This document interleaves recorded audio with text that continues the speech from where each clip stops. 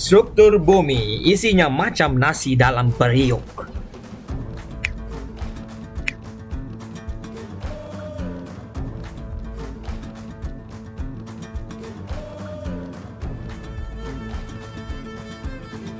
Assalamualaikum warahmatullahi wabarakatuh. Salam sejahtera semua. So kali ini kita akan belajar satu lagi konsep geografi. Okey, topik tingkatan 1 bab 5 iaitu bumi.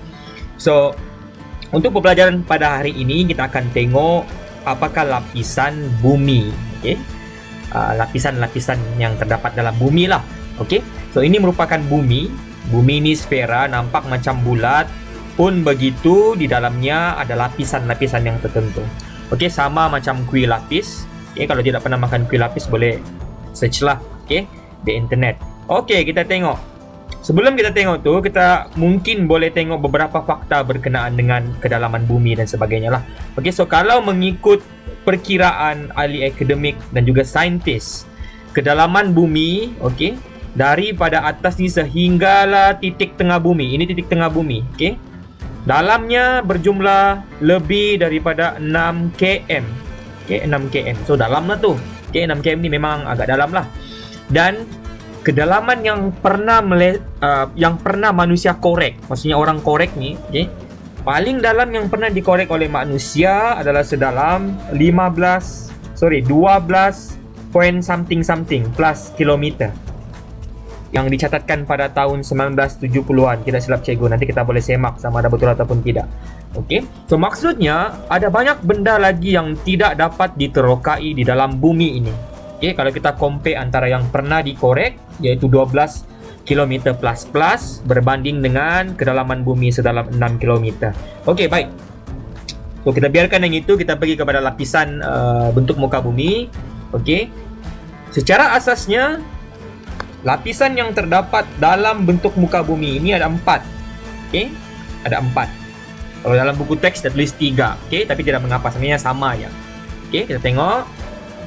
Okey, so ada 4 lah. Okey. So kalau kita tengok yang paling luar ni, ini kalau dibuka macam ni lah, okey. Di dalam yang paling luar ni kita tengok lapisan yang nipis. Okey, nipis berbanding yang lain. Ini dipanggil sebagai kerak bumi. So kalau nasi, okey, dalam rice cooker ke atau dalam periuk kah dimasak, di luar tu dipanggil kerak sebab dia keras, berkerak-kerak. So tanyalah ibu bapa korang atau kakak kah, okey, yang di luar tu dipanggil sebagai apa? Nama dia kerak kah? K-E-R-A-K, kerak.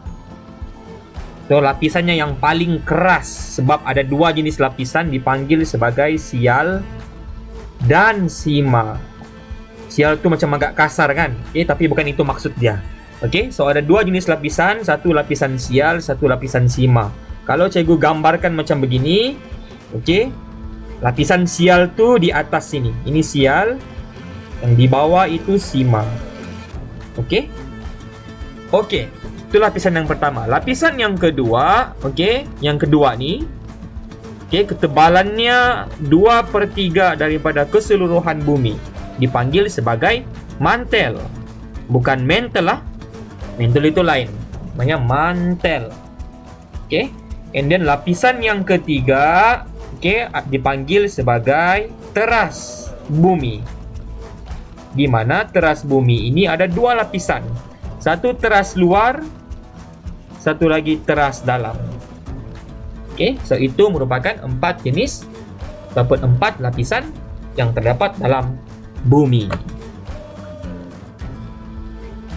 Okey, kalau kita tengok di paparan yang lain pula, ini yang paparan pertama. So kalau kita tengok paparan yang lain pula, view yang lain.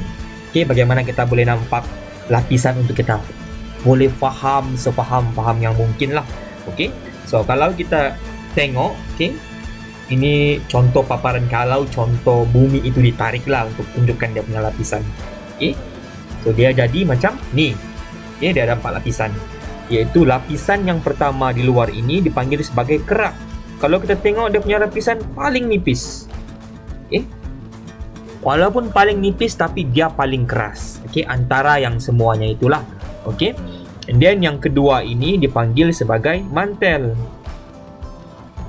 And then yang ketiga pula dipanggil sebagai teras bumi. di mana teras bumi ini terbagi kepada dua, yang ini dalam